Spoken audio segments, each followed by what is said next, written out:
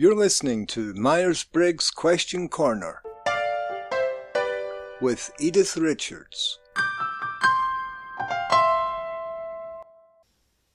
Okay, this question comes from Jen. I'm an ENFP, but my boss is not. She seems put off by my enthusiasm and general personality.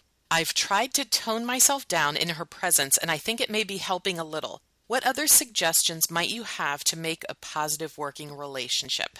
So, wow, what a great question. I'm sure there's a lot of ENFPs out there who have had or are having similar struggles with people at work, especially if the ENFP doesn't receive verbal feedback or receives negative feedback, which they're apt to interpret as criticism.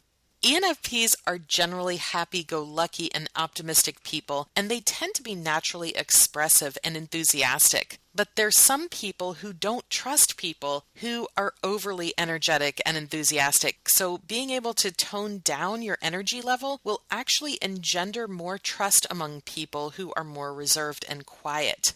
So it's the responsibility of the person who's most familiar with type theory to flex their communication style towards that of the other person who's less familiar with the Myers-Briggs. So we're not sure at this point what Jen's boss's Myers-Briggs type is, or if her boss is even familiar with the Myers-Briggs. So I think, therefore, Jen's strategy of toning down her enthusiasm is a really good idea. This is one thing that most ENFPs I know have shown great skill at, and that's altering their style towards that of the other person so that the other person feels comfortable.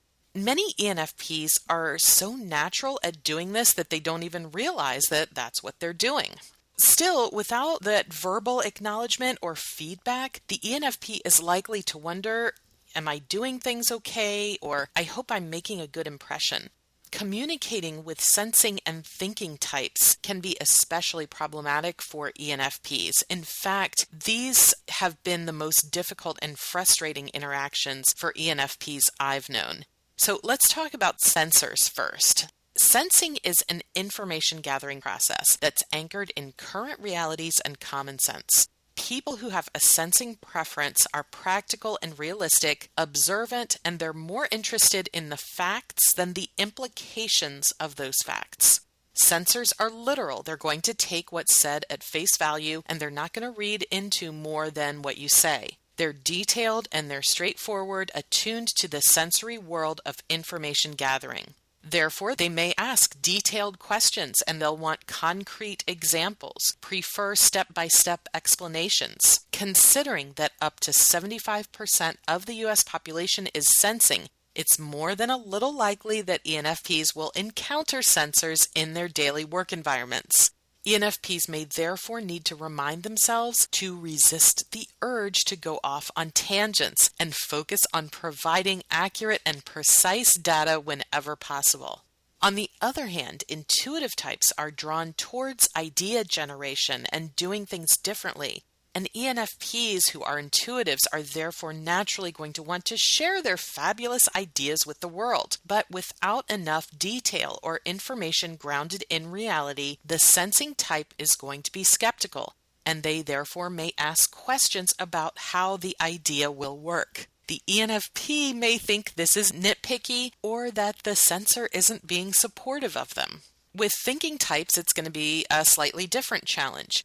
Thinking types are going to be making conclusions on the information provided based on whether the information is logical.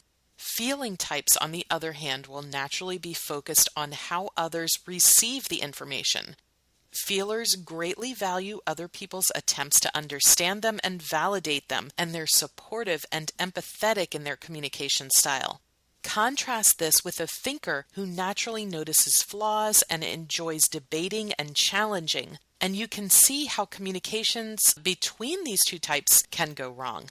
I recently wrote a blog post called Job Advice for the Myers-Briggs Feeler, and listeners who are interested can find this under the MBTI Articles tab on my blog. So thinkers are going to prefer objective and impersonal interactions at work. I would recommend trying to avoid discussions about personal things like families or hobbies when communicating with thinking types at work. And as difficult as it is to accept, critical or constructive feedback from thinkers isn't meant to be personal. so don't take it as such. Don't take it as a personal attack. It may take some practice, however, not to feel threatened.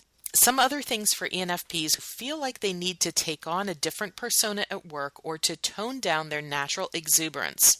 Remember that there are 15 other personality types out there who see things differently than you do. Try to see the other person's perspective as much as you can.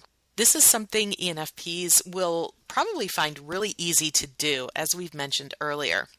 Second, if you're worried that you're not connecting with someone due to their lack of facial expression, for example, or if they're not smiling, remember that they may not have the same need to express themselves as you do. And this doesn't mean that you're not having a positive effect on them. So as an ENFP myself, I've often worried about this. If I'm standing in front of a group and giving a talk, for example, I'm thinking to myself, are they getting me? Are they enjoying my presentation? Do they find my content useful? And I'm often really surprised to read very positive feedback and comments on my evaluation forms at the end. So that's always a gentle reminder to me that, yes, Edythe, you actually are having a positive impact on others.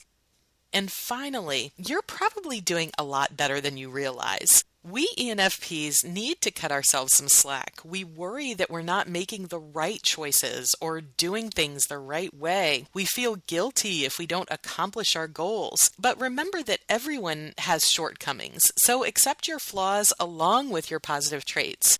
With many ENFPs, it's our warm and caring nature that others are naturally drawn towards. So don't forget to hold on to this part of yourself.